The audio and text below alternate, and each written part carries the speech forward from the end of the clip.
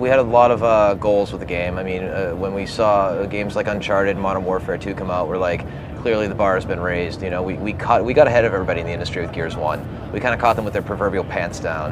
And then with Gears 2, we raised the bar, but then everybody else kind of caught up. And we're like, okay, we got to hit back twice as hard. So we put all the work into redoing our lighting models. So it's a global illumination with nice light bouncing, better foliage, God beams, characters that can mutate, better particle effects, and all of it. Put that in with a 4-player co-op and kind of have a story that ties everything together nicely. It allows each character to kind of have their moment, and get a publishing partner that markets the shit out of it, and you could have a success. Don't cry, my love, don't cry no more. Try not to be as catchy with it this time. I think that ultimately backfired in my face with that kind of phrase, right? I like to say that Gears 3 is going to be the best looking, most fun, and most feature rich, and more importantly, the most polished Gears game we've ever produced. It's the beauty of shipping in April in 2011. It buys us that extra time to kind of, you know, spit shine it a little bit. Don't cry, my love, don't cry no more. It's a funny thing, Gears takes its knocks for its story from a lot of the literati, but it's one of those things when we did surveys about the various gamers and what they like most about Gears, the number one thing they always cite is the story and the world. So food for thought. I've said it before, you can never put gamers on the defense faster than saying this is a trilogy. If I went up on the EA press conference with Adrian and Tanya, I was like, here's this new game we're doing. It's called Bulletstorm. It's going to be a trilogy. The gamers would have been like, fuck you, right? They were like, yeah, show me a good game first and then we'll talk about buying a sequel, right? Don't cry, my love, don't cry no more. Well, we do have plans for DLC, but we're not really talking about it. We're still trying to figure out what it is. Personally, I'm a fan of DLC that takes risks. I think the DLC that's been the biggest success in the past has been the ones that are consistent, like every so many months, like Borderlands or Fallout. And they also play with the formula a little bit, you know, of Fallout adding in giant robots and UFOs, right? Like something that doesn't feel like it was on the cutting room floor. Those are the things that I'm a big fan of. I'd love to do something completely crazy, but who knows what's actually going to be possible. Don't cry, my love, don't cry no more. So this is a mode that allows you to play as all the different locust creatures. So everything from the little ticker suicide bomber, all the way through to the boomers, all the way through to the berserker. So we're demoing that tomorrow about from 12 on in the theater downstairs. And it's a class-based, monster-based mode.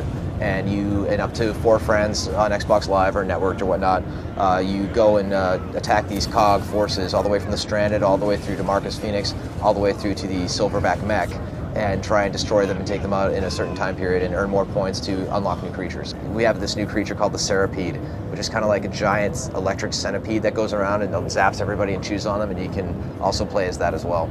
So there's a lot more to be revealed there. Don't cry, my love, don't cry no more.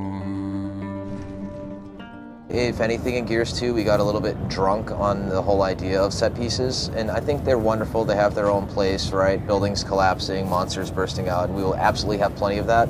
But one thing that got a little bit lost in the shuffle in Gears 2 is the idea of just nice combat bowls. And Gears, when I went back and looked at the overhead maps and the strategy guide of what we ultimately produced for Gears 2, there's a lot of this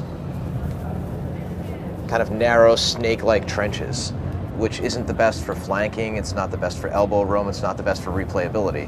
You ultimately wind up with a guy just sniping down a long, dark tunnel, right? Gears 1, the rooms that worked the best were the East Barricade Academy encounter, it was the fountain encounter with the emergence holes around you, it was the ones where it felt like a large bowl that kind of did that hourglass form throughout the game. And that's something we're trying to get back to. Don't cry, my love, don't cry no more. For every journalist that I would trust with information, or that I would, catch drunk at 2 in the morning at a club and have a good time with, there's ones that I'm like, okay, I didn't really know that he knew that.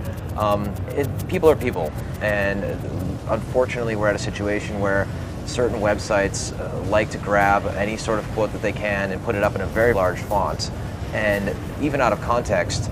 And then, of course, they'll correct it inside and say how it actually was, and then let the flame war ensue in the comments. What happens is they get all the click-throughs from the 400 comments, they get all the advertising revenue, and so therefore it's a direct line there, whereas the headline means money to them. That said, there's still a lot of amazing journalists who do their homework and ask the legitimate questions that are very, very fair. I'm just pushing back against the complete misquotes and the fabrications. Don't cry, my love, don't cry no more.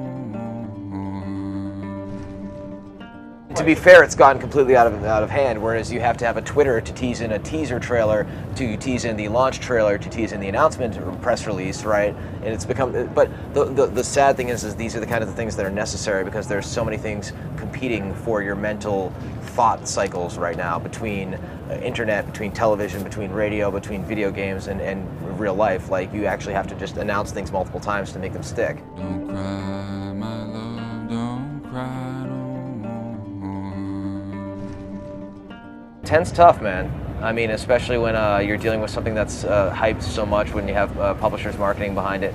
I certainly hope we'll hit the 9, and I hope it's a love letter to what everybody loved about the first game while kind of taking the spirit of the story and the cinematic moments from the second and putting it together with a really crazy feature-rich set. You get to the point with a third game where you really have to ship something that has versus mode, has beast mode, has horde mode, has a campaign, 4 players, and then you have arcade mode in the campaign to play over and over again. Expectations keep rising. Don't cry, my love, don't cry no more. I see a laptop right now and I giggle. I feel like I'm looking at like a Betamax.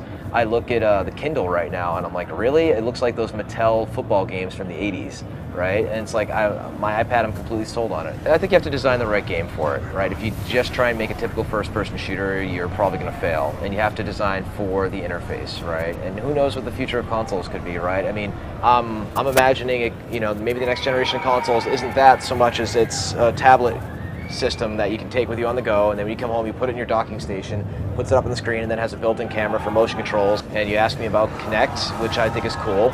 Now they have all the yay, I'm dancing and, you know, I'm jumping around, petting and molesting a monkey games, and those are fine, but somebody's going to start making some great hybrids, whereas you know, you have something that uses this, and maybe the example I used earlier is, you know, maybe you have a game where you're an Oblivion type game and you're a guy with a sword and you get a magic abilities, and much like, was it Black and White, where you kind of drew your spells, you could use your hand for that. And then you maybe wind up having soldiers like in Lord of the Rings, and you can command them using your voice, and that's the way you do that. And you start using a hybrid of it all, right?